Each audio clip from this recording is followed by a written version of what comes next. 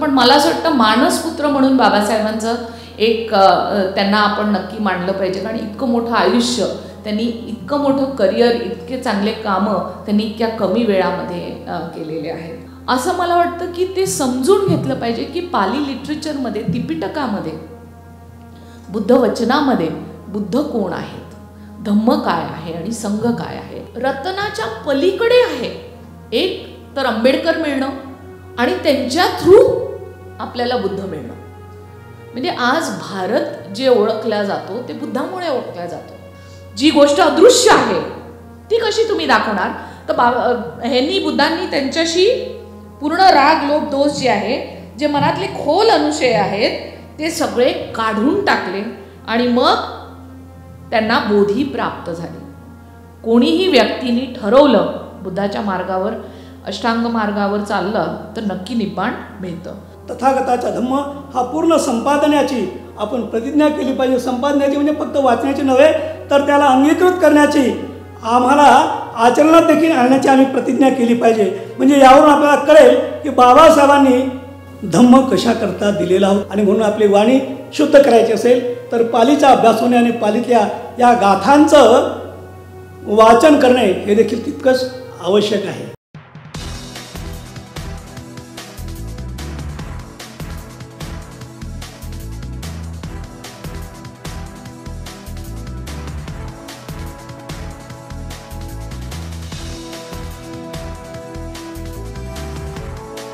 To introduce the committee and to deliver the preface for the first Barrister Rajabhau Khobragade Memorial Lecture. Jai Bhim and good evening, ladies and gentlepersons.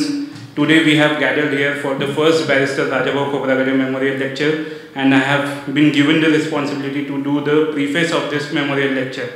The Ambedkarite Lieutenant Barrister Rajabhau Khobragade Centenary Celebration Committee, quite a big name, is a group of young and semi-young individuals who came together to honor the legacy of Barrister Rajabhau Khobragade in a non-conventional way. This is the first memorial lecture. Dr. Darade will be giving the keynote address. This is the first memorial lecture. We are also working on a 200-page book on Barrister Rajabhau Khobragade, which will be unique and one of its kind. Soon we will announce its release. And as Shakespeare says in his Sonnet 55, no marble nor gilded monuments, this book on Barrister Khobragade will outlive any of his statues. Now, as the program is the memorial lecture, Dr. Darade will be giving the keynote address. So it is also my responsibility on behalf of the committee and family to say a few words about Barrister Khobragade. I have divided this speech into 5 parts. First, his background. Second, his mentorship under Baba Saheb. Third, his role after Baba Saheb. Fourth, his contribution to the internationalization of Ambedkarite movement, and fifth, his love for Buddhism. So first topic, to understand Barrister Khobragade's background, we will have to understand the geography in which he was born, because I believe that no history can be read in isolation if you don't consider the geography. So Barrister Khobragade was born in Vidarbha, and I'll take you a bit back because it is quite relevant to mention that Barrister Khobragade's grandmother, Paika Bai, her name itself means money. Paika means money. So she was from Devada village. Khobragade family, entire Khobragade family was from Devada village. Khobragades are named after the famous river called Khobragade in Armori. The people who stayed at the shore of Khobragade river were known as Khobragades. So Paika Bai was such a unique woman that in record, and I can say probably she is the first Dalit woman entrepreneur of India, because almost 150 years back, given the caste structure of India, there even Brahmin women couldn't do a business of her own then. But a Dalit woman named Paika Bai started her own business, flourished, and her name itself became synonymous to money. So there's a small anecdote which I would like to share with you all. When Paika Bai came to her age of marriage, she was when her father asked, Paika, now you have to get married. So she kept a condition. being a Dalit woman, she kept a condition that whoever tackles the tiger, I'll marry that man. And Bhiwaji Khobragade fulfilled that condition and he married. They both got married. It's famously said that Paikabai posted this condition that जो पण वाघासोबत झुंज करेन मी त्याच्यासोबत लग्न करणार. तर that's how they both got married. Bhiwaji Bapu died early, and as a tigress trains her kids to hunt and then teaches them law of nature. Paikabai Khobragade trained her sons in business, and then after a certain age left them on their own to carry forward their family and business. Barrister Khobragade's father, Devaji Bapu Khobragade, was the first MLA of Chandrapur. Back then it was CP and Berar, and he was elected from Independent Labour Party. So Barrister Khobragade has had this entire background before he was born, and there's another anecdote which I would like to share, and I hope every one of you will enjoy this anecdote, that we come to hear every other day that some Dalit groom or some scheduled caste groom got beaten up because he rided a horse or his wedding procession happened. But when Barrister Khobragade was born, Paikabai, she carried him on her head in a golden basket, and an entire procession was taken out when Barrister Khobragade was born. So it's symbolic, because today we are celebrating 100 years of Barrister Khobragade centenary year. So this thing happened exactly on, not exactly, there's still 1 month, but this thing happened almost 100 years back. And the other anecdote which I will share, and I think that whenever we hear about Barrister Sahib, we should not just look at a leader for his leadership, but also his personality and also his background. We should humanize our leaders. So there's another anecdote that when Devaji Babu was a flourishing businessman, and every morning he used to take a horse chariot to his work, and he would have to pay extra to the horse charioteer because Devaji Babu belonged to Mahar community. So he used to pay the horse charioteer extra money, but the horse charioteer, even after taking extra money, used to take his horse chariot at the river shore and used to wash it because Devaji Babu had sat on it. So when Devaji Babu came to know about this, he decided that when my children, when my son is born or when my first daughter is born, I will not let them sit in any other person's chariot. He bought them their own chariot, their own horses, their own chariot. So this is all the background when Barrister Khobragade was born. And coming to my next topic, mentorship by Baba Sahib. Barrister Khobragade first met Baba Sahib at Chandrapur railway station. And Barrister Khobragade had this dream of becoming a doctor, a physician. But once he met Dr. Ambedkar, he was so impressed by Baba Sahib's personality that he changed his mind and he was like, I'll also become a barrister. So Devaji Bapu, he was always in touch with Baba Sahib, and he was an active party member of Independent Labour Party. So Devaji Bapu took Barrister Khobragade to Mumbai, and they had a good discussion with Baba Sahib that my son has attained an age, and what's your suggestion for him? So on Baba Sahib's suggestion, Devaji Bapu sent Barrister Khobragade bearing his own cost to study to London at Lincoln's Inn. There's a photo I actually forgot to. So as I mentioned, Barrister Khobragade first met Baba Sahib at Chandrapur railway station, and then later in Bombay, where Baba Sahib suggested and advised Barrister Khobragade to go to London and study law. But upon his return to India, he was appointed as the chairman of the Madhya Pradesh Scheduled Caste Committee, and then later when in 1954 Baba Sahib contested the Bhandara election, Barrister Khobragade was appointed as the observer for the Bhandara election. And though Dr. Ambedkar did not succeed electorally in the election, but all the leaders of Scheduled Caste Federation and later Republican Party worked tirelessly for the success of Baba Sahib. There's another anecdote which I'll tell you in this particular topic, that how Barrister Khobragade was appointed as the General Secretary of Scheduled Caste Federation. So there was a meeting of Scheduled Caste Federation in Bombay, was supposed to held in Bombay, and all the senior leaders were present in Siddharth Mahavidyalaya, and Baba Saheb was yet to arrive to the meeting. And then Mai Saheb, means Dr. Sharda Kabir, called upon Barrister Khobragade and told him that Barrister Baba Saheb is thinking to appoint you as the General Secretary. Barrister Khobragade was taken aback because there were senior leaders like Aure Babu and all present then. But then Mai Saheb warned Barrister Khobragade that if Baba Saheb announces you as the General Secretary, please don't say no, because then you will have to face Baba Saheb's anger. So Barrister Khobragade then accepted the position of General Secretary of Scheduled Caste Federation, and then later after Baba Saheb's death, Barrister Khobragade became General Secretary of the Republican Party of India. With this, thank you and Jai Hind. Thank you, Dipankar Kamble, for setting the stage and providing us with a thoughtful preface to today's program. We now move forward to the main event, the memorial lecture itself.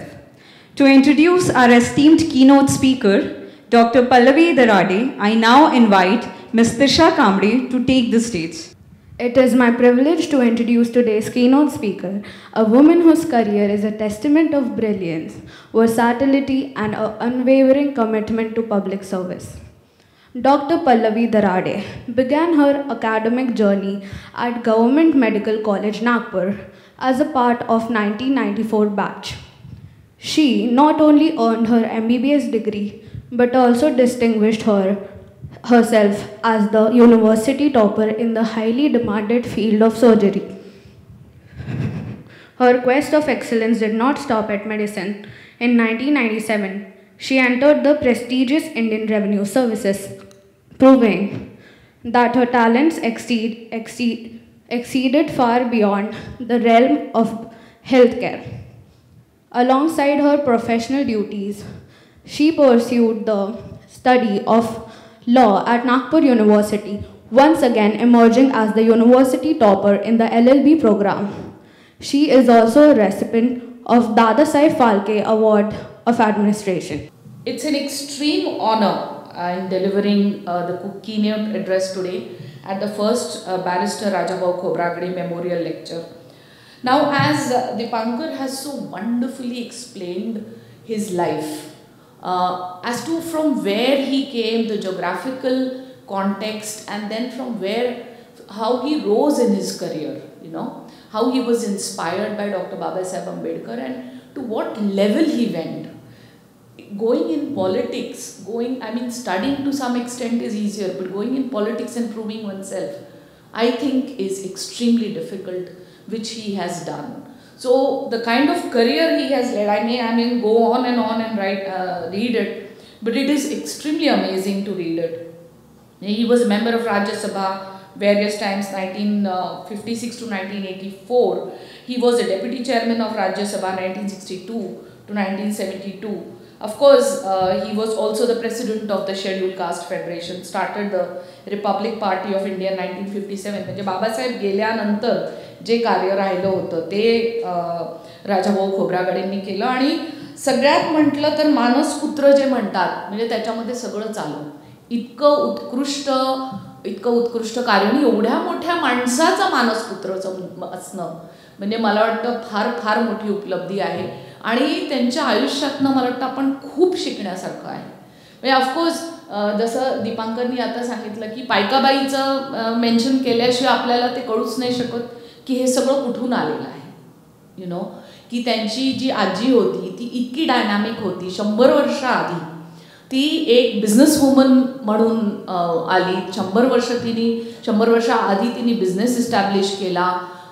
तिचे husband लवकर वारले आणि त्यानंतर तिने सगळं ते सांभाळलं, मुलांना मोठं केलं. म्हणजे मला वाटतं एक अमेझिंग कॅरेक्टर आपण म्हणून स्टडी करू शकतो की एक महिलेने समजा ठरवलं तर काय ती नाही करू शकत आणि ते सुद्धा आजच्या परिप्रेक्षात आपण बोलत नाही आहे तर 100 वर्ष आधीच्या. तर मला असं वाटतं की कुठेतरी त्यांचा फार मोठा हात आहे की राजाभाऊ खोब्रागडे इथपर्यंत पोहोचले. आणि ऑफकोर्स बाबासाहेबांनी ज्याप्रमाणे त्यांना गाईड केलं आणि वर आणलं आणि पुढे आणलं तर ते तर एक वेगळंच होतं. पण मला असं वाटतं मानसपुत्र म्हणून बाबासाहेबांचं एक त्यांना आपण नक्की मानलं पाहिजे. कारण इतकं मोठं आयुष्य त्यांनी, इतकं मोठं करिअर, इतके चांगले कामं त्यांनी इतक्या कमी वेळामध्ये केलेले आहेत. आपण आताच दीपांकरला ऐकलं, अतिशय सुंदर. Dipankar, you have spoken to the point, extremely highlighting the best points and in the best of language. And yeah, so I have been to so many programs, but I think a round of applause for Dipankar. I mean, when he called me up, he says, Pallavi atte आपण एक असं हे करतो आहे. I said, of course, why not? I would love to come. आणि the follow-up he had, the coolness with which he did the whole program, single-handedly. Devesh, I'm really happy. I don't know where Devesh is sitting. Devesh is a very long time my brother's friend, and in fact देवेश's वडील म्हणजे त्यांचे वडील, माझे वडील अतिशय खूप मारुतराव कांबळे आणि माझे वडील अतिशय चांगले मित्र, खूप वर्षांचे मित्र. So this is the third generation that we are, and I am so proud of you Dipankar. Well done. I have read the book Devaji. त्यांनी एवढ्या यंग एजमध्ये देवाजी नावाचं पुस्तक दीपांकरनी लिहिलेलं आहे आणि इतकं सुंदर ते पुस्तक आहे. म्हणजे आपल्या लोकांच्या हिस्ट्रीमध्ये कोणी, मला नाही वाटत, it's just a torch you know, की तेव्हा काय परिस्थिती होती, कशी लोक होती, कसे ते वर आले, म्हणजे असं पर्सनल हिस्ट्री वाचायची, स्पेशली चंद्रपूर आणि त्या एरियामधलं. It was really amazing. One big round of applause for Dipankar. Unfortunately आज माझा गळा खूपच खराब आहे, as you would have already realize. मी खूप गरम पाणी प्याले, मी खूप शेक घेतला आहे, मी वोलिनी खाल्ली आहे, Allegra, I don't know what I have, just की हे व्यवस्थित व्हावं. सो इन केस माझा आवाज मध्ये हे झाला, so you'll have to bear with it. Okay, so now let's start. मी एक प्रेझेंटेशन बनवलेलं आहे. बुद्ध धम्म आणि संघ आपण रोज नाव घेतो, पण मला असं वाटतं की त्यामध्ये खूप साऱ्या गोष्टी आहेत ज्या आपल्याला समजून घेतल्या पाहिजेत. म्हणजे जन्मापासूनच बुद्ध धम्म संघ आपल्याला माहीत असतो. बुद्धं शरणं गच्छामि, धम्मं शरणं गच्छामि, संघं शरणं गच्छामि आपण नेहमी म्हणत असतो.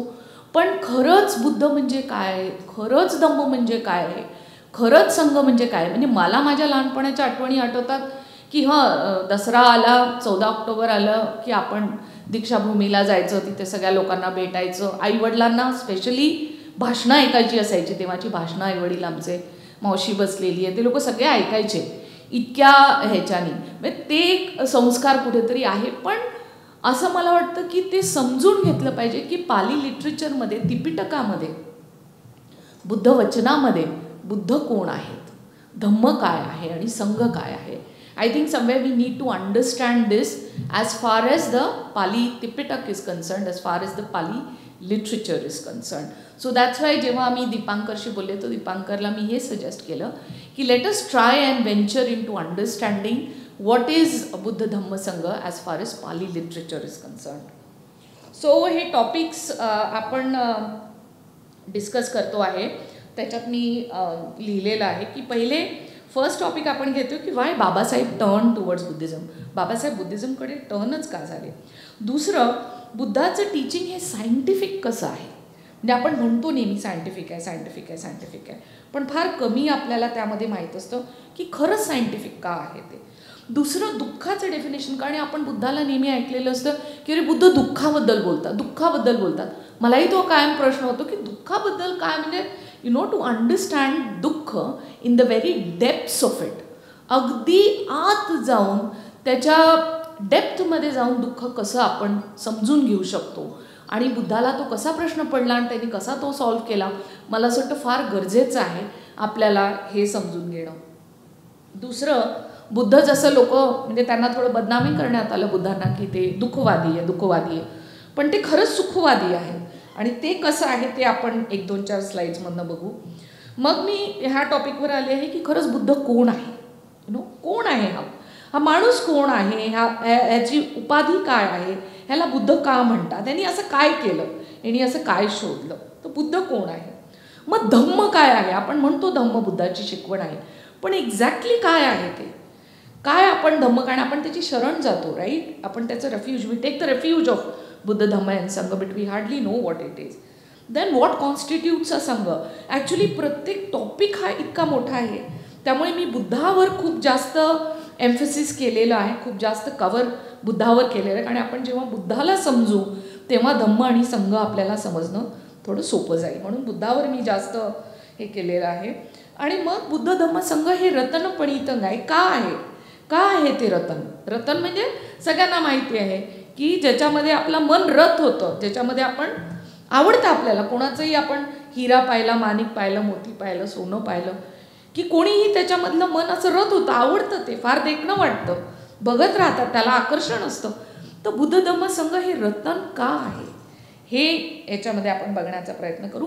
आणि मग शेवटी आपण बुद्धाचे सगळ्यात शेवटचे वर्ड्स, द लास्ट वर्ड्स, पश्चिम वाचा ज्याला म्हणतात, ते काय होती बुद्धाची, आपण ते काय सांगितलं. म्हणजे आपण विचार करू शकतो की एखादी व्यक्ती मरताना काहीतरी अतिशय जी गोष्ट महत्त्वाची असेल, यु नो, त्याला अगदी बोलायचं फक्त तेवढा वेळ राहिला असेल, तर तो ती गोष्ट सांगेल जी सगळ्यात महत्त्वाची, यु नो. सो म्हणून मी ती शेवटी पश्चिम वाचा घेतलेली आहे. तर ते आपण बघूया. आतापर्यंत तरी गळा ठीक आहे. लेट्स होप सो की it goes better. Okay, so now आपण सगळ्यात पहिले बघू की why Ambedkar turn towards Buddhism. Now म्हणजे I think Marathi will be good. Marathi is okay है ना, विथ लिटिल या. सो ऑफकोर्स सगळ्यांनाच माहिती आहे की बाबासाहेबांचं सगळ्यात महत्त्वपूर्ण, सगळ्यात प्रमुख जे त्यांनी अनायलेशन ऑफ कास्ट हे पुस्तक लिहिलेलं आहे, त्याच्यामध्ये त्यांनी अतिशय म्हणजे हे दाखवून दिले आहे की हिंदुइझम किती कठोर होतं, किती कडक होतं, यु नो. आणि त्यामध्ये जी वेगवेगळी इनइक्वॅलिटी होती, ती विषमता जी होती, ती किती कठोर आणि अमानवी होती. म्हणजे त्यामध्ये कोणाला समजा स्वतःच्या टॅलेंटवर, स्वतःच्या मेहनतीने वर राईज व्हायचं असेल, स्वतःला एज्युकेट करायचं असेल, बाहेर यायचं असेल, तर त्याची कुठेही जागाच नव्हती. ही tried his level best in that की हे कुठून तरी होईल. खूप संघर्ष केला त्यांनी, पण हे मिळालं नाही. त्यांच्या लक्षात आलं की ही जी शोषणाची जी पद्धत आहे त्याला हिंदू धर्माचे खूपसे इवन शास्त्रांची सुद्धा, बऱ्याचशा पुस्तकांची सुद्धा त्याला पाठबळ आहे.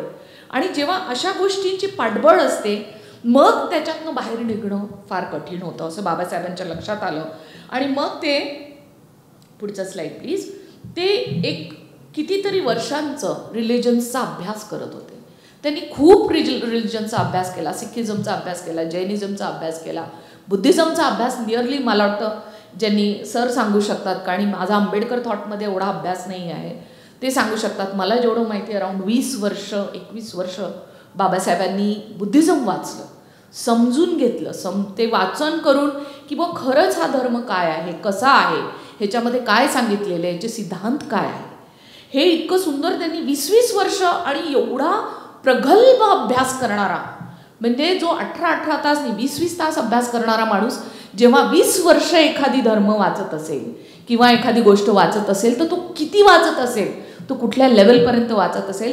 ज्यांनी पाली डिक्शनरी लिहिली, जसं दीपांकरनी आता आपल्याला सांगितलं की ज्या माणसांनी पाली डिक्शनरी लिहून टाकली त्याचा काय अभ्यास असेल. आजही आम्ही 4 वर्ष झाले पाली वाचलं, MA केलेलं आहे सर, अजूनही शब्द आला की आम्ही अच्छा असं आहे का, ओके मग ह्याला हे व्याकरण लावलं आहे का, म्हणजे इथपर्यंत असं आम्ही वाचतो. पण त्यांनी डिक्शनरी लिहून ठेवावी म्हणजे किती त्यांचा अभ्यास असेल. मला असं वाटतं की त्या माणसांनी मग सगळे धर्म अभ्यास करून मग त्यांनी ठरवलं की नाही, बुद्ध धर्म जे आहे हे कशाबद्दल आहे, तर बंधुताबद्दल आहे, स्वातंत्र्य आहे ह्याच्यामध्ये समानता आहे, ह्याच्यामध्ये एका माणसाची मानवी प्रतिष्ठा आहे जी की तेव्हा कोणालाही दिल्या जात नव्हती, मोस्टली लोकांना नव्हती. तर हे लक्षात आल्यावर त्यांच्या हेही लक्षात आलं की धार्मिक आणि सामाजिक लोकशाही फक्त जातीव्यवस्था नाकारून आणि स्वतंत्रता, समानता आणि बंधुता या लोकशाही तत्वांवर आधारित धर्म स्वीकारूनच मिळवता येईल. किती लॉजिकल थिंकिंग आहे बघा तुम्ही. म्हणजे एक गोष्ट होती ज्याचा प्रॉब्लेम होता, ही अंडरस्टूड द प्रॉब्लेम, त्यांनी try to find a way out. त्यांनी मार्ग शोधायचा प्रयत्न केला. साधासुद्धा मार्ग नाही, अतिशय अभ्यासून, सगळ्या गोष्टी वाचून, सगळ्या गोष्टी समजून त्यांनी अभ्यास केला. आणि मग त्याच्यानंतर त्यांच्या लक्षात आलं की this is the Buddhism is the ideal choice. आणि खरंच जेव्हा पुढे तुम्ही बुद्धाला बघाल, आता म्हणजे मी ज्याप्रमाणे बघते, मी ज्याप्रमाणे अभ्यास करते आहे, की रतनाच्या पलीकडे आहे. एक तर आंबेडकर मिळणं आणि त्यांच्या थ्रू आपल्याला बुद्ध मिळणं. म्हणजे आज भारत जे ओळखला जातो ते बुद्धामुळे ओळखला जातो. कुठूनही लोक भारताच्या दृष्टीने, मग ते जापान असेल, चायना असेल, व्हिएतनाम असेल, कुठल्याही देशातनं लोक भारताच्या दिशेला उभे राहून नमस्कार करतात. किती महत्त्व त्या देशांना असेल, किती महत्त्व त्या लोकांना माहिती असेल बुद्धाचं, जे की कदाचित आपण इथे हरवून बसलेलो आहे. आणि बुद्धिझम हा आयडियल चॉईस का होता बुद्ध अँड हिज धम्ममध्ये, ते बाबासाहेब ते अधोरेखित करतात की कशी सुंदर प्रज्ञा, करुणा आणि समता, म्हणजे ज्या गोष्टी ते शोधत होते की ही गोष्ट नाही आहे, आणि इतका सुंदर ब्लेंड आहे. If you read Dhamma, if you read in that depth, you will understand की किती सुंदर आहे. म्हणजे माझ्याजवळ शब्द नाही आहे सांगायला की ते काय आहे. म्हणजे I am really falling short of the words. How do I describe the Dhamma? It's extremely beautiful. त्याच्यात जाती व्यवस्था नव्हती, बुद्धिझममध्ये जाती व्यवस्था नव्हती. आणि जाती व्यवस्था फक्त नव्हती तर ठाम निषेध केला होता त्या गोष्टीचा. म्हणजे बुद्ध जेव्हाही कोणाला पबज्जा द्यायचे किंवा पुढचं ऑर्डिनेशन व्हायचं तर कधीही त्याची जात बघितल्या जायची नाही. त्याचं फक्त इन्क्लिनेशन, त्याचं इन्क्लिनेशन बघितल्या जायचं, त्याची इच्छा बघितल्या जायची. आणि नियम टाकून दिले होते बुद्धांनी की समजा कोणाला यायचं असेल संघामध्ये तर ह्या गोष्टी, तुम्हाला आईवडिलांची परवानगी घ्यायची असते, तुम्ही समजा राजाकडे काम करत असले तर तुम्हाला राजाची परवानगी घ्यायची, तुम्हाला सैन्यातनं काही लोक यायला लागली तर मग बुद्धांनी सांगितलं नाही नाही असं नाही व्हायला पाहिजे. तर जशा गोष्टी घडत गेल्या तशा आपल्याला बुद्धांनी नियम हे घालून दिले आणि त्याप्रमाणे आपण बुद्ध धर्म त्याप्रमाणे आज आपण बघतो आहे. तर ह्यामध्ये मला नक्की असं वाटतं की बुद्धा आणि धम्मामध्ये बाबासाहेबांनी he highlighted the core principles of Buddhism. Prajna of course, and against how it was against superstition and supernaturalism. Then karuna, love and compassion he highlighted, and samata, equality as the foundation of good and happy life. So when I'm talking of Dhamma, it is not only for achieving Nibbana. Of course, Nibbana achieve करणं, निर्वाण ज्याला आपण समजतो किंवा निब्बाण समजतो ते तर आहेच, त्याच्यात तर काही प्रश्नच नाही आहे. पण इथे जेव्हा आपण हे आयुष्य जगतो आहे, जेव्हा आपण ह्या समाजात राहतो आहे, तर एक आयडियल समाज कसा असला पाहिजे, एकमेकांना शेजाऱ्यांनी कसं वागलं पाहिजे, फॅमिलीमध्ये कसं वागलं पाहिजे, इथलं आयुष्य तुमचं कसं अतिशय सुकर आणि सुंदर व्हायला पाहिजे, आणि प्लस पुढचं जे काय असेल तुमचं ते किती चांगलं व्हायला पाहिजे. अतिशय चांगली सांगड यामध्ये बाबासाहेबांना दिसली. आणि ते कोणीही वाचलं, मग बाबासाहेब वाचले किंवा धम्म वाचला तर कोणीही ती सांगड मला नाही वाटत विसरू शकतो. तर त्यामुळे बाबासाहेबांनी जो चॉईस केला, I would say it was more than ideal. Okay, now बुद्धाच्या धम्मामध्ये जेवढं तुम्ही वाचाल, केवल धम्म जो आहे तो केवल परिपूर्ण आहे, केवल परिशुद्ध आहे. म्हणजे you don't have to add anything to it की अरे धम्मामध्ये हे कमी आहे, गरज नाही. शुद्धता तुम्ही बघाल तर त्याच्यात कुठली शंका नाही येऊ शकत, असा हा धम्म त्यांनी शोधला. ओके, आता आपण, मला आठवतं जेव्हा पहिल्यांदा मी मेगा कोर्सला गेले ग्लोबल सर विपश्यना पगोडाला, जेव्हा मी पहिल्यांदा गेले तिथे, तर तिथे एक ट्रस्टी होते ग्लोबल विपश्यना पगोडाचे. Is a very big person. SN Goenka सरांसोबत त्यांनी बरंच काम केलेलं होतं. तर त्यांनी मला असं सहज म्हटलं, यू नो पल्लवी जी, जब आप विपश्यना करेंगी तो विपश्यना तो आप ज़रूर करिए, बट परियत्ती भी आप साथ में रखिए, यू नो. सो परियत्ती त्यांनी मला, परियत्ती म्हणजे वाचन, की जे काही त्रिपिटक आहे, जे काही बुद्धाचे लिहिलेली गोष्टी आहे त्या तुम्ही वाचा, फक्तच विपश्यना करू नका. आणि समाव खूप लोक काय काय बोलतात, पण एखादी गोष्ट आपल्या लक्षात राहून जाते. असं वाटतं की हो ह्यांनी मला ही सांगितली, एखादी गोष्ट स्ट्राईक होऊन जाते. दिस रिअली स्ट्रक मी. मग जेव्हा मी गयेला एक कोर्स करायला गेले, बोधगयेला धम्मबोधी म्हणून आपलं फार सुंदर सेंटर आहे, तिथे जेव्हा मी कोर्स करायला गेले, तो कोर्स झाल्यानंतर त्या कोर्सचे जे सेंटर टीचर होते तापडियाजी म्हणून, तर त्यांनी मला एक पुस्तक दिलं. That book was the great disciples of the Buddha. It was a very beautiful book written by Bhikkhu Bodhi and हेल्मथ hacker म्हणून आहेत. तर मी जेव्हा ते पुस्तक वाचलं, मी इतके भारावून गेले. म्हणजे रेअरली, आता आम्ही आयुष्यच इथं उभे जे आहे ते बाबासाहेबांमुळे आहे, पुस्तक वाचण्यामुळे आहे. बाकी आयुष्यामध्ये काही नाही, आईवडिलांचे आम्हाला जे आशीर्वाद आहे, जे आमची मदत आहे त्याच्यामुळे. पण एवढी पुस्तकं वाचली, पण असं पुस्तक जेव्हा धम्माचं मी पहिल्यांदा वाचलं, you know, it had pure Dhamma. आणि the language in which it was presented, the manner in which the whole thing was seen was so amazing.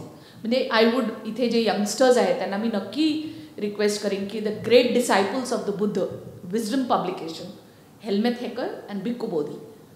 तर ते पुस्तक बुद्धांचे जे अग्रश्रावक होते, म्हणजे सारीपुत्त होते, महामोग्गलान होते आणि बाकीचे जे महाकश्यपपासून सगळी जी होती, विशाखा होती, इतकं सुंदर त्याच्यावर रिसर्च आहे, इतकं सुंदर त्यांनी ती मांडणी केली आहे. आणि मला मग ते आठवलं की अरे हो, मला त्यांनी म्हटलं होतं, यु नो, पर्यत्ती, पटिपत्ती आणि पटिवेधन, तिन्ही गोष्टी. पर्यत्ती म्हणजे वाचणे बुद्धाबद्दल, त्रिपिटकात काय लिहिलं, बुद्धवचन काय आहे, हे पर्यत्ती. पटिपत्ती म्हणजे शील समाधीचा अभ्यास, आणि पटिवेधन म्हणजे विपश्यना, की तुम्ही तुमच्या माइंडमध्ये आत जाताय. शरीरावर आपण किती काम करतो, वॉकच घेऊ, चांगलंच ठेवू, काहीतरी एक्सरसाइजेस करू, योगा करू, पण माइंडवर काय करतो, कचरा सगळा, right. And Buddha was a mind scientist. He was the greatest mind scientist. Okay, so that we will see in future. दुसरं, मला जेव्हा हे वाचलं पुस्तक, तेव्हा एक आणखीन गोष्ट, उपमा माझी स्वतःची, बुद्धाच्या उपमा तर काहीतरीच आहेत, म्हणजे आय हॅव नो वर्ड्स, उत्कृष्टच्या पलीकडे आहेत. मी जेव्हा हे पुस्तक वाचलं तेव्हा मला असं आठवतं, मला असं वाटलं, specially the 8 noble path of Bhikkhu Bodhi, when I read that book, मला असं वाटलं, सर आपण असं हिऱ्यामध्ये एखाद्या वेळेस असं बघतो ना, जोहरीकडे गेलो तो आपल्याला म्हणतो बघा किती चांगला हिरा आहे, तो आपल्या हातात एक काहीतरी काच, काहीतरी लेन्स बिन्स देतो आणि म्हणतो असं, मग आपण त्याच्यातनं असं पाहतो, कळत काहीच नाही आपल्याला, पण त्याच्यातनं बघतो आपण. आणि मग त्याच्यातनं बघितल्यावर आपल्या लक्षात येतं की किती परफेक्टली कट आहे तो, की किती सुंदर लाईट त्याच्या आतमध्ये जातो आणि तो सगळीकडनं किती सुंदर रिफ्लेक्ट होतो. तर जेव्हा मी धम्म वाचला तेव्हा मला असं वाटलं की अरे हा किती सुंदर आहे, हा किती परफेक्ट आहे, हा किती शुद्ध आहे, ह्याची काही लिमिटच नाही आहे. The more you read, the more you understand, the more you do vipassana, you understand it in much better way than when you actually first read it. Okay, so ती उपमा मला असं वाटतं की जेव्हा आपण एखाद्या हिऱ्यामध्ये हात बघतो तेव्हा तो कसा सगळा सुंदर प्रकाशमान होऊन जातो, प्रत्येक कंगोरे तो दाखवतो किती परफेक्टली कट आहे तो. तर तसं मला असं वाटतं की त्यामध्ये झालं. आणि बुद्धसुद्धा बघा, का मी म्हटलं सायंटिफिक आहे, तर कलाम सुत्त, मला वाटतं बऱ्याच लोकांनी ऐकलं असेल, कलाम सुत्त अंगुत्तर निकायमधलं आहे. ते आहे 3.65 मध्ये तुम्ही वाचू शकता. त्याच्यामध्ये बुद्धांना एक प्रश्न विचारला. ते गावोगाव जायचे बुद्ध आणि तिथे देसना त्यांची द्यायची. तर बुद्ध त्यांना सांगतात की फक्त ऐकलेल्या गोष्टींवर विश्वास ठेवू नका, फक्त जुनी परंपरा आहे म्हणून विश्वास ठेवू नका, तुम्ही अफवांवर विश्वास ठेवू नका, कुठल्या तरी पुस्तकात लिहिलेलं आहे म्हणून विश्वास ठेवू नका, नुसता अनुमान आहे म्हणून विश्वास ठेवू नका, कोणीतरी विद्वान वाटणारी व्यक्ती आहे हे ना म्हणून विश्वास ठेवू नका, कोणीतरी तुमचा गुरु सांगतोय म्हणून विश्वास ठेवू नका. पण स्वतःला बघा, वेर ही कम्स, एवढी लोक सांगतायत, पण he comes back to us. Just तुम्हाला जेव्हा वाटेल की ही गोष्ट चांगली आहे, ही कोणालाही त्रास देणारी नाही, म्हणजे good for you, good for everybody. आणि ज्ञानी लोक हिचं कौतुक करतात. You know, see the criterias is putting. It's good for me, it's good for you. People who are knowledgeable, not book wise, but you know, ते त्याचं कौतुक करतात. आणि ह्या गोष्टी पाळल्यामुळे, ज्या गोष्टी ते सांगतायत त्या गोष्टी पाळल्यामुळे खरोखरच फायदा होतो आणि आनंद मिळतो. तर तेव्हा ह्या गोष्टी तुम्ही स्वीकारा आणि त्याचं पालन करा. आहे सायन्स, आहे science. Not exactly in your chemistry, physics language, but this is the mind science is talking. है ना? He is telling you the mind science. What a simple question was asked. So many people tell me their philosophies. How do I know which is good for me? See the question and see the perfect answer. Kalam Sutta म्हणून अतिशय famous sutta आहे, which tells you how Buddha had an extremely analytical mind. की कसं ते सांगायचे, कसं ते लोकांना त्यांच्या भाषेत समजवायचे, की अरे तू हे विचारलंयस मला, पण हे बघ, हे असं बघ त्याला. Okay, so Buddha was a sattha deva manussa. का म्हणतात? आपण गाथा म्हणतो, पाठ आहे आपल्याला गाथा, पण सत्ता म्हणजे कोण? देव मनुष्य म्हणजे कोण? सत्ता म्हणजे शास्ता. शास्ता म्हणजे टीचर, पार एक्सलन्स, दॅट इज अनुत्तर, यांच्या पलीकडे कोणी नाही असा teacher.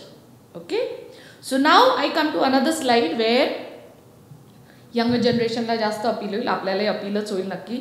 Isaac Newton, a very respected person, respected scientist. He was an English philosopher, mathematician and a scientist. किती सुंदर प्रश्न विचारला आयझॅक न्यूटननी. काय विचारलं? Why does the apple fall from an apple tree towards the ground? आहे साधा प्रश्न, आपल्याला पडला कधी? की तू आकाशाकडे का नाही जात, ॲपल खालीच का पडतो? किती सुंदर प्रश्न आहे.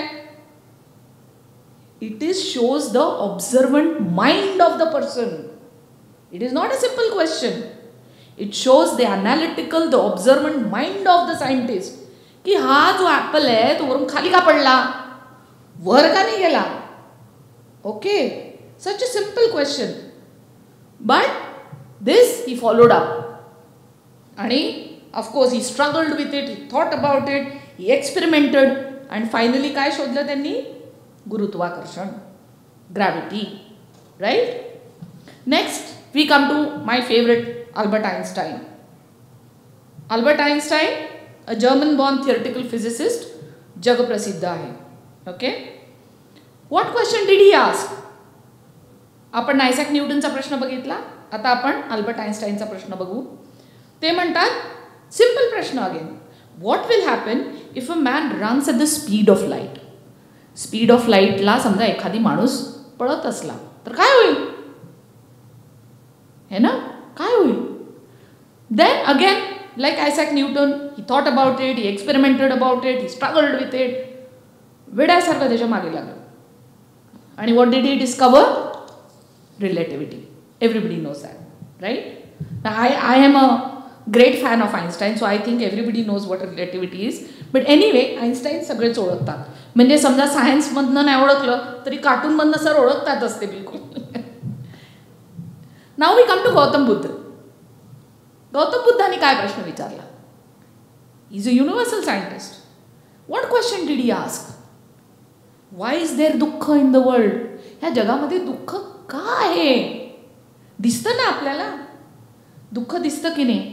सगळ्यांनाच दिसतं, पण का आहे हा प्रश्न बुद्धाने विचारला. आणि ते सुद्धा बाकी सायंटिस्ट सारखे झगडले. He thought about it, he struggled on it, he did experiments.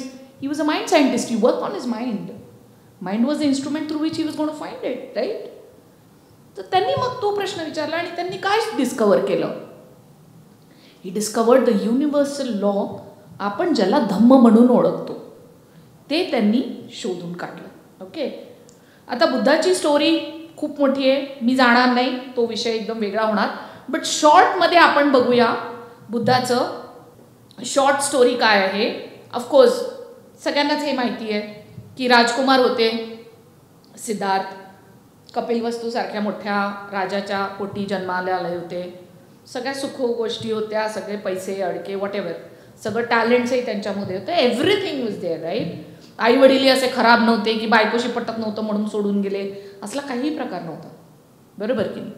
पण त्यांना हे निमित्त दिसले, हे संवेग ज्याला म्हणतो, संवेग म्हणजे एक अर्जन्सी आपल्याला होतं ना कधीतरी, ने आम्हाला आज ही गोष्ट करायचीच आहे no matter what, that is called urgency.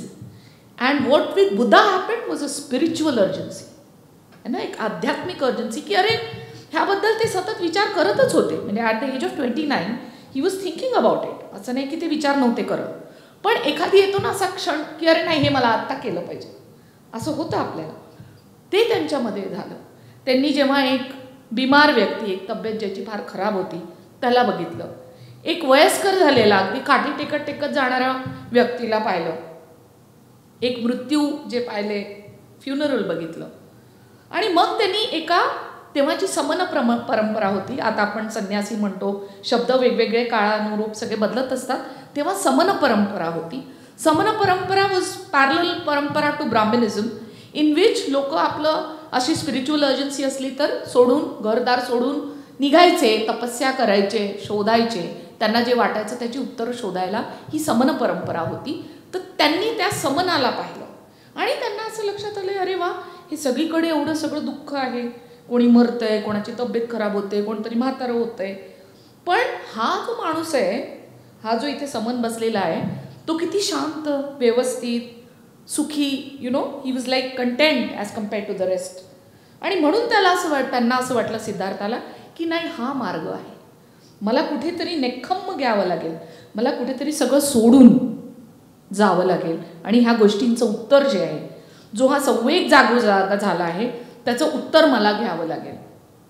आणि मग तेव्हाची जशी सगळी पद्धत होती, तपस्या करायचे वेगवेगळे, तर ही डुक्कर कारिका त्यांनी केली, ऑस्टेरिटीज ज्याला म्हणतात, ज्याच्यामध्ये त्यांनी इतकी तपस्या केली की खाणं पिणं सोडलं, पाणी सोडलं, खाणं सोडलं, अंगावर कपडे नाही, you know, an number of पद्धती तेव्हा होत्या तेव्हाच्या ह्याच्यानी. कारण तेव्हा काय होतं, इथे बघा फार महत्त्वाचा पॉईंट आहे की शरीरामुळे सगळे दुःख होतात असं लोकांना वाटायचं आणि म्हणून इथे शरीराला कष्ट द्यायचे, है ना, तसं पद्धत होती की अरे एकदम उपाशी.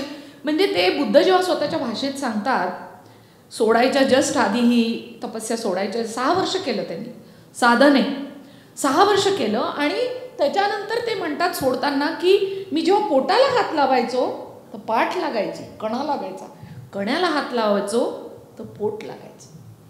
म्हणजे किती त्या माणसानी केलं असेल, किती त्याचं ध्यास, त्याचा किती ते संवेग किती जोरात होता की एवढं सगळं होईपर्यंत.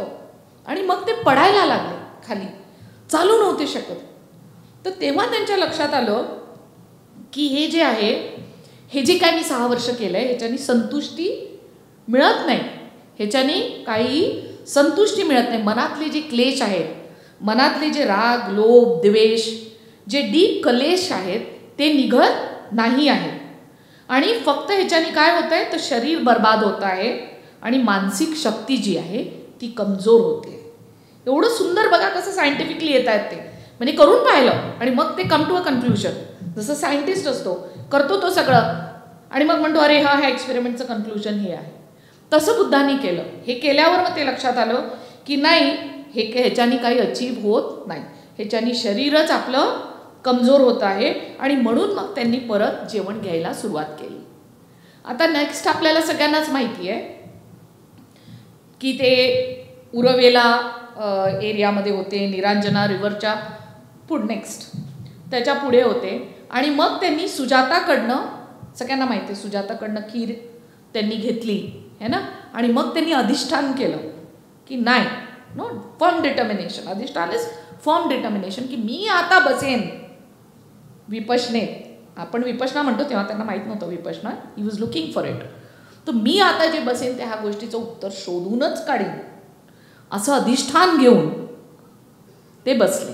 ओके. आणि मग पुढे मग त्यांचा जो काही आपल्याला आता आपण पुढे समजू राग लोभ दोष मोह काय आहे. आपलं माइंड कधीही प्रेझेंटवर राहतच नाही, कुठे ना कुठे पास नाही तर फ्युचर, नाही तर कशा चांगलंच होऊ दे, वाईटच झालं, असंच झालं, एक तर होणार असेल किंवा झालेलं असेल, ह्या गोष्टींमध्येच लोटपोट असते आपल्या. आणि त्यालाच आपण बेस रूट जे राग लोभ दोष मोह म्हणतो. हे जे पेंटिंग्स आहेत हे सगळे VRIचे आहेत, विपसना रिसर्च इन्स्टिट्यूट, तिथनं मी पेंटिंग्स घेतलेलं आहे. तर हे सिम्बॉलिक दाखवलेलं आहे. हे जे सगळे लोक दाखवले आहेत हे सिम्बॉलिक आहे. हे ना, पिक्चरमध्ये काहीतरी दाखवायला लागेल ना, तुम्ही राग लोभ दोष मोह कसं दाखवणार? जी गोष्ट अदृश्य आहे ती कशी तुम्ही दाखवणार? तर ह्यांनी बुद्धांनी त्यांच्याशी पूर्ण राग लोभ दोष जे आहे, जे मनातले खोल अनुशय आहेत ते सगळे काढून टाकले आणि मग त्यांना बोधी प्राप्त झाली. ओके, आता बोधी प्राप्त झाली म्हणजे आपल्याला बोधी माहीत नाही आणि प्राप्त होणे काय हेही माहीत नाही. खरंच सांगते, म्हणजे I am judging from my self the way I have seen so many years. Bodhi प्राप्त झाली त्यांना बोधी वृक्षाच्या खाली, है ना.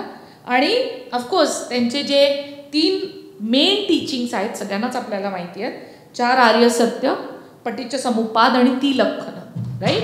हे 3 लक्षणं जे आहेत हे ते मेन जे आहे 4 आर्य सत्यांचा. कारण दुःख काय आहे, दुःख का आहे ह्या प्रश्नावरनं सुरू झालं होतं, राईट. मग त्यांनी त्याचं उत्तर इथे मिळालं त्यांना, की ती बोधी प्राप्त केली त्यांनी की हे काय आहे. ओके, नेक्स्ट आपण परत एकदा सायंटिफिक अप्रोच त्यांचा बघूया. नेक्स्ट स्लाइड या. एखादी डॉक्टर, जेव्हा इथे खूप सारे डॉक्टर्स, सगळे renowned doctors have come. Sir, I am really honoured with your presence. या म्हणजे आय नो सर ऑल्सो की I don't know how much I am up to the mark, but I am trying my best. So in this scientific approach, when a patient comes to the doctor, patient सांगतो symptoms, मला कफ आहे, cold आहे, जसं माझा घसा गेला आहे, कफ आहे, कोल्ड आहे, फीवर आहे, बरोबर आहे. आणि then the doctor sees him, checks him, comes to conclusion की याला व्हायरल इन्फेक्शन आहे. ठीक आहे, व्हायरल इन्फेक्शन आहे, तर मग आता व्हायरल इन्फेक्शन आपल्या जो काय औषध आहे का, बॅक्टेरियल इन्फेक्शन काय औषध आहे का, तर तो जे काय औषध असेल ते डॉक्टर त्यांना लिहून देणार आणि मग तो माणूस औषध खाईल तर त्याला बरं वाटणार. दिस इज सायन्स, राईट. जरी काही सिंपल प्रक्रिया डॉक्टरकडे गेली तर सायंटिफिक थिंग. तसंच बुद्धांनी काय ते 4 निमित्त पाहिले. कुठले निमित्त पाहिले? की कोणी म्हातारं होतंय, कोणीतरी मरतंय, कोणीतरी अगदी जर्जरीत होतं आहे, है ना. तर हे निमित्त बघितले आणि त्यांचं डायग्नोसिस काय होतं बुद्धाचं, की हो दुःख आहे. ह्या सगळ्या गोष्टी ज्या आहेत कोणाला आवडतं, कोणाला आवडतं? मला यंगच राहायचं आहे पण राहू शकते का? नाही. मला मरायचंच नाही आहे पण येणारच, है ना. मला माझ्याजवळ पैसे जेवढे आहेत किंवा अजून पाहिजे आहेत पण राहतात का? नाही. तर ह्या ज्या सगळ्या गोष्टी मला हव्या आहेत पण त्या माझ्या कंट्रोलमध्ये नाही आहेत, ही जी जाणीव आहे त्याला बुद्धाने दुःख म्हटलं आहे. आणि मग त्यांनी बुद्धांनी दुःखाचं कारण शोधलं, ते म्हणजे तन्हा, क्रेविंग, है ना. जे आपण म्हणतो पाहिजे पाहिजे पाहिजे पाहिजे, but this is on a very superficial level.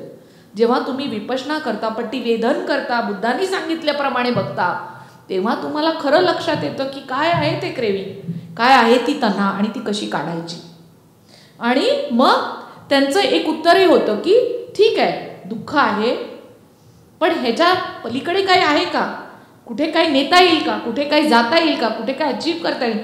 तर त्यांचं डायग्नोसिस ऑफ फ्रीडम आहे दुःखापासनं निब्बाण मिळवता येतं. कोणीही व्यक्तीने ठरवलं बुद्धाच्या मार्गावर, अष्टांग मार्गावर चाललं तर नक्की निब्बाण मिळतं. आणि that is the way to freedom. जी हे पाथ आहे, अष्टांगिक पाथ जो आहे तो तुम्हाला चालता येतो. तर बिलकुल लाईक अ डॉक्टर आणि बुद्ध ह्याच्यामध्ये मी कम्पॅरिझन करायचा प्रयत्न केला आहे to show how it is extremely scientific if you actually look at it. Okay, next मग आपण थोडंसं डेफिनेशन ऑफ दुःख बघूया. कारण आपल्याला स्वतःला आपण म्हणतो बुद्धाचे अनुयायी आहे पण आपल्याला दुःखच माहीत नसतं काय. ओके, तर इथे धम्मचक्कपवत्तन सुत्तामध्ये लिहिलं आहे, कथमंच भिक्कवे दुःखम अर्य सच्चम, जातीपि दुःखा, जरापि दुःखा, मरणंपि दुःखं, शोक परिदेव दुःख, दो मनस्स पायासी दुःखा, अप्पियेहि संपयोगो दुःखो, पियेहि विप्पयोगो दुःखो, यम्पि इच्छम न लभति तम्पि दुःखम, संकितेन पंच उपादान खंद दुःख. काय म्हणतात दुःख? बुद्ध काय म्हणतात याच्यामध्ये की बर्थ इज दुःख, जन्मना दुःख आहे, एजिंग इज दुःख, राईट, डेथ इज दुःख, sorrow, lamentation, pen, grief, despair दुःख, असोसिएशन विथ द अनबिलिव्हेड. आपल्याला आवडत नाही ती व्यक्ती, पण त्यांच्याकडे जायला लागतं, त्यांच्याकडे राहायला लागतं, त्यांच्याशी बोलायला लागतं, ते दुःख आहे. जे आपल्याला प्रिय आहे ते आपल्याजवळ नेहमी राहत नाही, दूर जातं ते, है ना. सो पिये ही विप्पयोग म्हणजे प्रिय आहे, विप्पयोग म्हणजे दूर जाणे, तर ते दुःख आहे. आणि समजा खूप आत जाऊन तुम्ही पाहिलं, I am talking of the mind, the superficial mind, the subconscious mind, actually got the depth of it. You realise की द क्लिंगिंग तन्हा, द व्हेरी क्लिंगिंग, पंच उपादान खंद दुःख, म्हणजे हे सगळ्या ज्या नाम आणि रूपाचं जवळ येणं आणि हे शरीर मन जे बनणं, दॅट इज दुःख. So I stop here. I know everybody is been very patient आणि आय एम सो हॅपी. मी खूप भाषणं दिली आहेत, पण आज अगदी माझे नात्यातले लहानपणापासून ज्यांनी मला बघितलेलं आहे आणि माझे भाऊ आणि सगळे friends and doctors, I am really honoured. I am thankful to Dipankar की he has given me this chance. And मला असं नेहमी वाटतं की धम्माबद्दल सांगावं बोलू, कारण ते एही पसिको आहे ना, ते आम्ही पाहिलं, तुम्ही बघा, या बघा, ती क्वालिटी आहे धम्माची. ती काय माझं हे नाही आहे, ती क्वालिटी आहे धम्माची. ती इन्व्हाइट करते, या बघा, हे बघा किती सुंदर आहे. असतं ना आपण म्हणतो एखादी मूवी पाहिली किती सुंदर आहे, जा बघून ये मूवी, पण हे कितीतरी त्याच्या पलीकडे आहे ना. So I am extremely thankful. सगळ्यांना मी धन्यवाद देते की माझे 2 शब्द कदाचित लांब झाले असतील, but I was told it's a memorial lecture, so I took a full free hand of this thing. But I'm really honored, sir, with your presence, with everybody's presence, and my relatives and my brothers and my friends. So I'm really thankful to Dipankar, and I wish him and everybody here a very bright future. Thank you. Jai Hind, Jai Maharashtra, Jai Bhim. Good evening, everyone.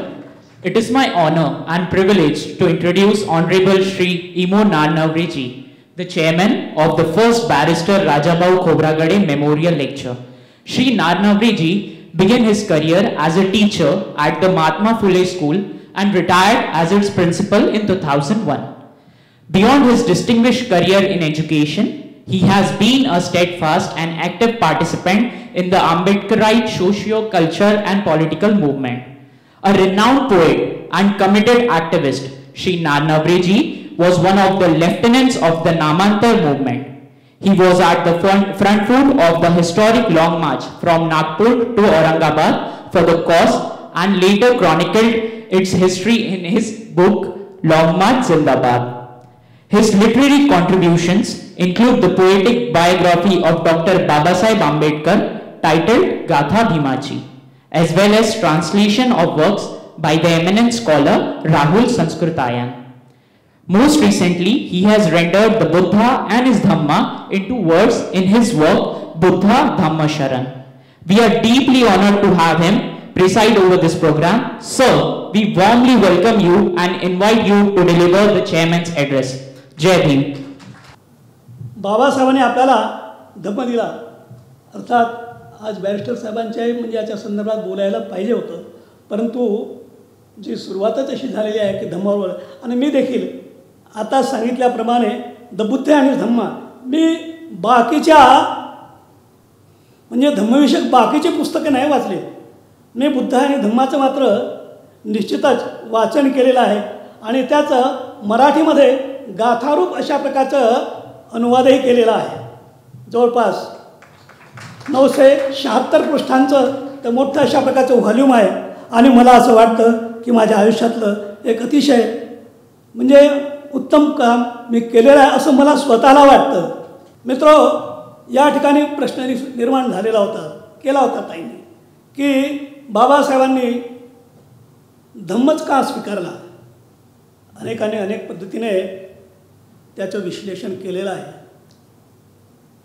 बाबासाहेबांचा the Buddha आणि धम्मा जर आपण वाचला, त्या धम्माच्या शेवटी बाबासाहेब आंबेडकरांनी एन्सायक्लोपीडियामधील 4 प्रतिज्ञा घातलेल्या आहेत.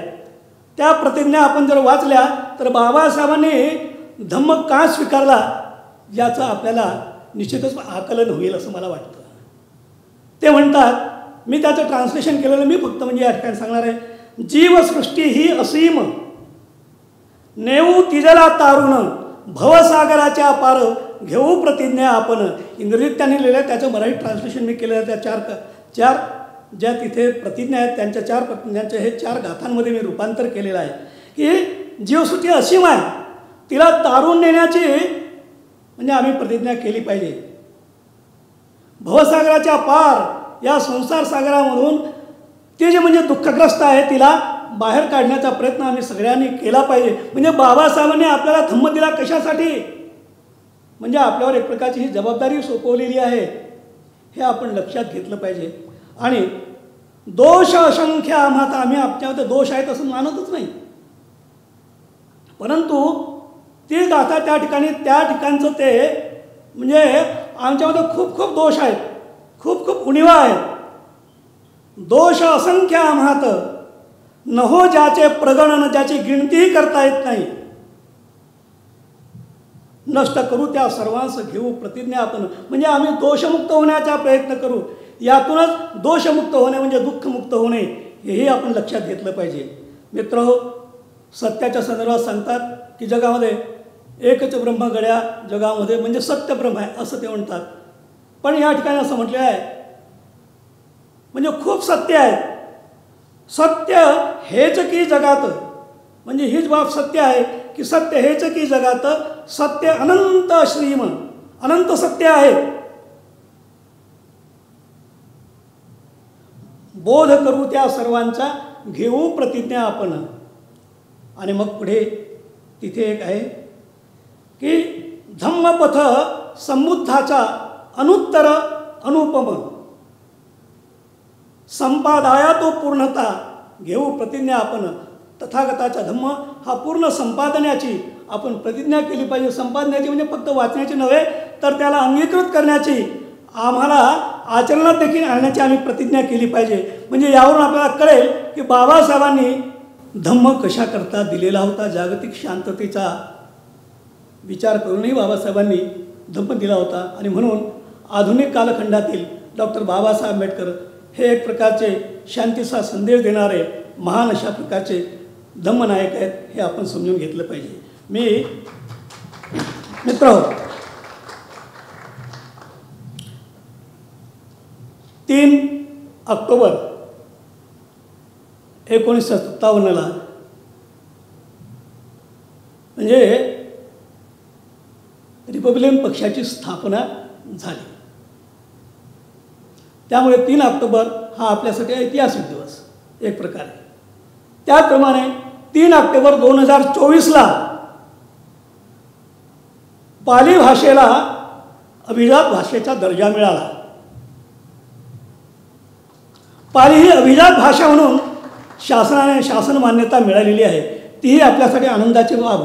आणि पाली अभिजात भाषेचा दर्जा मिळाला त्यानंतर आता पालीच्या प्रचारासाठी, पालीच्या प्रसारासाठी आपल्याला काही करता येईल, बरंच काही करता येईल अशा प्रकारचा आशावाद पाली भाषकांमध्ये किंवा पालीचा जे अभ्यास करतात, पालीमध्ये जे आपलं करिअर करू इच्छितात त्यांच्या मनात निर्माण झालेला आहे. परंतु अजूनही शासनाकडून तो निधी त्यांच्यापर्यंत आला की आला नाही ते नाही सांगतायत मला, जे लोक त्या संदर्भात काम करत आहेत. कारण शासनाचे काम अतिशय हळूवार चाललेले असतात.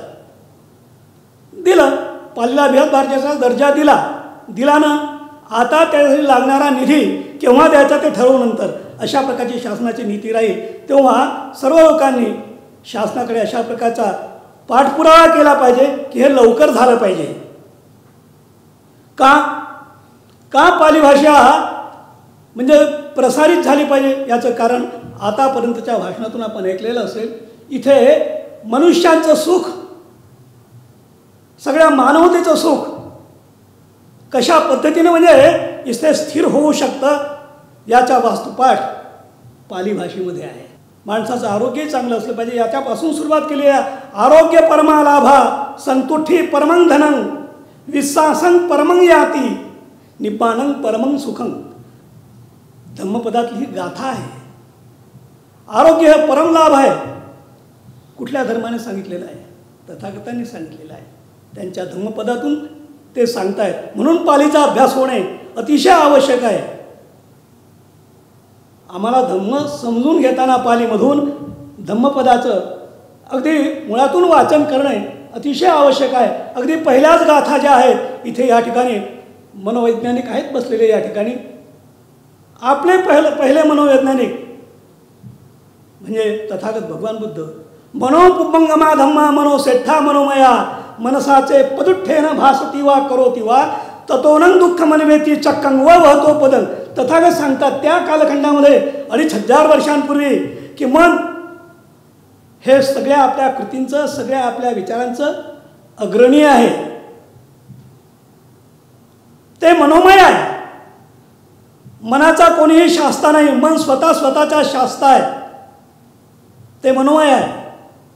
आणि असं हे मन चांगलं असलं चांगलं जर नसलं तर दुःख आपल्या पाठीमागे ज्याप्रमाणे बैलाच्या पायामागे बंडीचं चाक हे लागत असतं किंवा त्याला ओढावं लागतं त्याप्रमाणे दुःख आपल्याला ओढत न्यावं लागतं जर आपण वाईटपणाने काहीतरी कृती केली तर. आणि म्हणून ते पुन्हा सांगतात की जर चांगल्या मनाने केलं जर मनोपुपंगमा धम्मा मनोसेठा मनोमया मनसाचे प्रसन्नेन भासती वा करोती वा ततोनं सुखमन्वेती छाया व अनपायिनी. म्हणजे प्रसन्न मनानं जर आपण काही जर केलं तर सुख आपल्या पाठीमागे असं येतं की जणू काय आपली सावली आपल्याला ओढत न्यावी लागेल. ती कशी येते हे आपल्याला कळत नाही. सुखाचंही असंच असतं. सुख देखील आपल्या मागे असं येतं. तुम्ही करा. गीतेमध्ये मी परवा फेसबुकवर एक अशा प्रकारे धम्म म्हणजे आपल्या ह्याच्यातलं माझ्या बुद्ध धम्माक्षरयांमधील काही ओळी टाकल्यात. माझ्या एका ब्राह्मण मित्राने ते लिहिलं. त्यात लिहिलं की मी सध्या म्हणजे थायलंडकडून जी पुस्तकं येतात त्यामुळे मी बुद्ध धम्माचा अभ्यास करतो आहे. तेव्हा मला असं आढळून आलं की बुद्ध धम्माची तत्वे आणि गीतेतली तत्वे यांच्यात खूपच समानता आहे. मी त्यांना म्हटलं नक्कीच मला दिसत असेल तशा प्रकारची समानता. धम्म हा फार पूर्वी झालेला आहे. त्यानंतर ही गीता आली आणि गीतेच्या संदर्भात असं म्हटलेलं आहे की गीता ही धम्मपदाची नक्कल आहे. तेव्हा त्या धम्मपदामध्ये जे सांगितलेलं आहे आणि गीतेमध्ये सांगितलेलं आहे तुम्हाला सगळ्यांना आहे कर्मण्येवाधिकार असते मा फलेषु कदाचन. तुम्ही कर्म करीत राहा फळाची अपेक्षा करू नका. तथागत तसं नाही सांगत. तथागत सांगतात की तुम्ही चांगलीच कर्म करा. कर्म कुशल करा रे होऊ नका सम्मिलित. अकुशल कर्मामध्ये कधी करू नका पाप. अशा प्रकारचे मी त्या गाथांतर केलं. गाथ्याचं म्हणजे मराठी ट्रान्सलेशन केलेलं आहे. तर तुम्ही कुशल कर्मच केलं पाहिजे. कुठलेही कर्म करू नका ना. तुम्ही कुशल कर्मच केलं पाहिजे. कारण तथागतांना या जगातील दुःखाचा नायनाट करावयाचा आहे आणि दुःखाचा नायनाट करावयाचा असेल तर तुम्ही कुशल कर्म जर केली तर संपूर्ण दुःखांचा नायनाट होऊ शकतो. दुःख सामाजिक दुःखाचं देखील तथागतांनी विचार केलेला आहे. डॉक्टर बाबासाहेब आंबेडकरांचा तुम्ही कार्ल मार्क्स यावरचं ते भाषण जर वाचलं असेल तर त्यात तुम्हाला निश्चितपणे सांगतात की तथागताचा धम्म हा देखील एक सामाजिक विचार आहे. तो सामाजिक विचार आहे. केवळ धर्म म्हणजे अशा प्रकारे कुठेतरी म्हणजे डोळे भेटून म्हणजे काहीतरी विपස්සना वगैरे वगैरे ह्याच गोष्टी करून करायच्या नाही आहे तर तुम्हाला आचरणात आणायचा आहे तो. आणि म्हणून पालीमध्ये अशा प्रकारच्या अनेक गाथा आहेत. अशा प्रकारे इतक्या गाथा आहेत लोकांना म्हणजे प्रबोधित करणाऱ्या. जसं नाही वेरे न वेरानी संमंती न कुदाचरण अवेरेनेच संमंती एस धम्मो सनातनो. आता सनातन धर्म म्हणून वगैरे येतात. तथागताने आपल्या धर्माला देखील सनातन नाही म्हटलेला आहे. परंतु अवेर मैत्री हा सनातन धर्म नक्कीच आहे. मैत्रीमुळे सगळ्याच प्रकारची दुःखे नाहीसे होऊ शकतात. सगळ्याच प्रकारचा कलह नाहीसा होऊ शकतो. सगळ्याच प्रकारचे वाद आणि प्रवाद नाहीसे होऊ शकतात. आणि तथागतांनी ही पालीतून देशना केलेली आहे. आणि म्हणून पालीचं महत्त्व आपण जाणून घेतलं पाहिजे. घराघरात पालीचं वाचन झालं पाहिजे. निदान आपल्याला काही समजून घेण्या इतके तरी पाली आपण शिकलो पाहिजे असं मलाही स्वतःला वाटतं. मी काही पालीचा विद्यार्थी नाही आहे तरी पण मला निश्चितपणे असं वाटतं की पाली शिकणे अतिशय आवश्यक आहे. कशासाठी?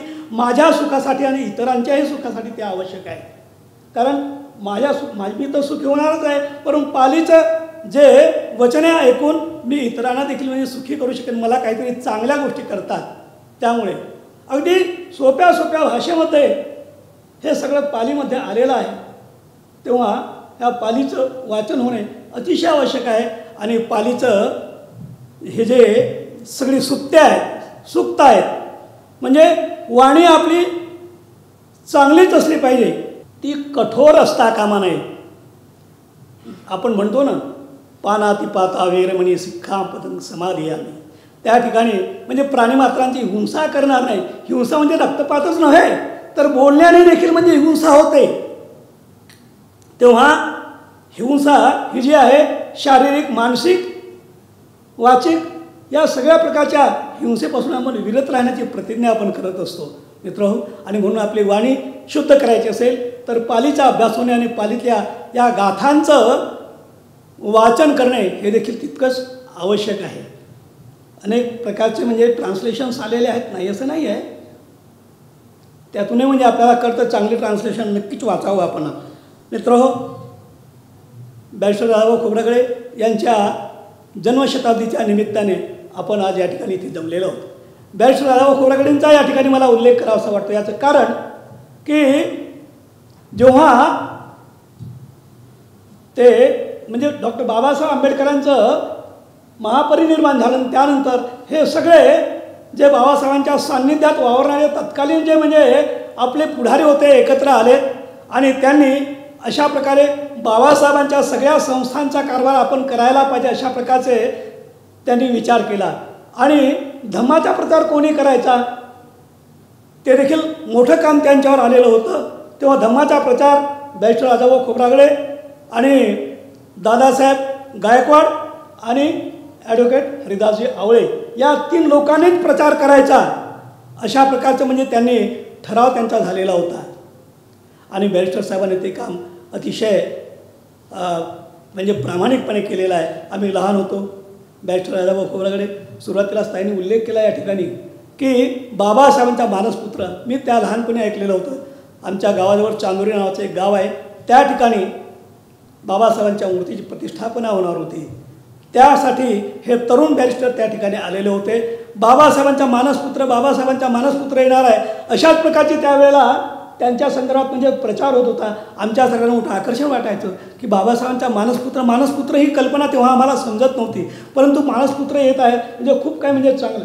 तेव्हा आम्ही बॅरिस्टर साहेबांना पाहिलं आणि मोठं झाल्यानंतर बॅरिस्टर साहेबांना ऐकलं.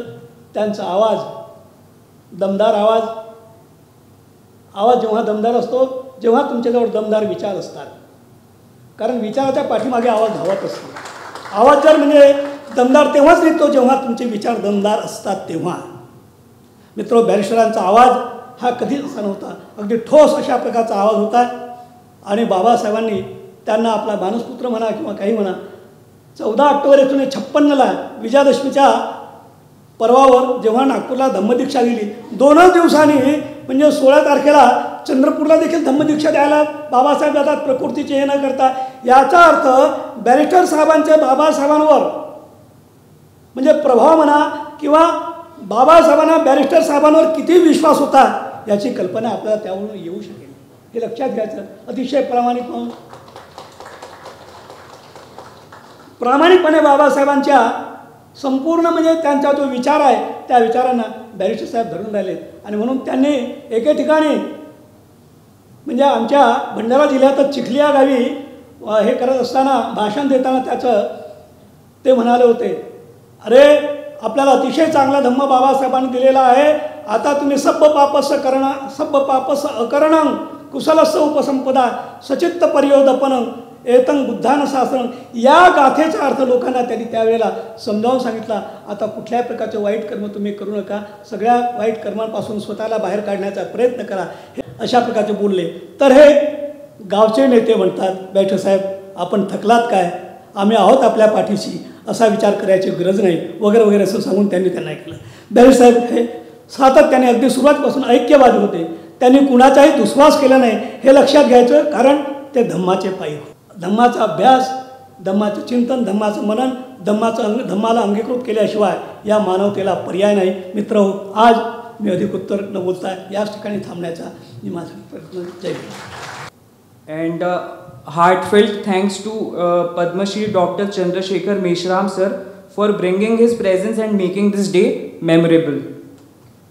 Special thanks to Dr. Suhas Kanfade sir, Andy Patil sir, Tarachand Khandekar sir, Tirpude madam, Advocate Vishaka Meshram, Advocate Vilas Raut, Gautami Dongre ma'am, Dr. Manisha Dhanpalwar, and Smile Goswami for making this event more memorable. A special word of appreciation to Dr. Sugati Meshram, our Master of Ceremonies, and for her being gracious host. Your deft handling of the proceedings ensured both flow and decorum, keeping us engaged and inspired throughout. Special thanks to Dipankar Kamble for delivering the introductory speech, which gave us many anecdotes and incidents from the life of Barrister Rajabhau Khobragade. I humbly request Dipankar to share more such stories and in upcoming memorial lectures. And also, as I was with Dipankar throughout the process, his contributions has led to the foundation of this event success. Thank you, Dipankar. We extend our deep gratitude to Ambedkarite Lieutenant Barrister Rajabhau Khobragade Centenary Celebration Committee for expertly organizing this event in memory of a towering figure whose dedication to justice, equality, and education continues to guide us. Your efforts in making this centenary year with such scholarly tribute are commendable. My sincere gratitude to all the photographers and cameramen whose work has immortalized this first memorial lecture for upcoming generations to come.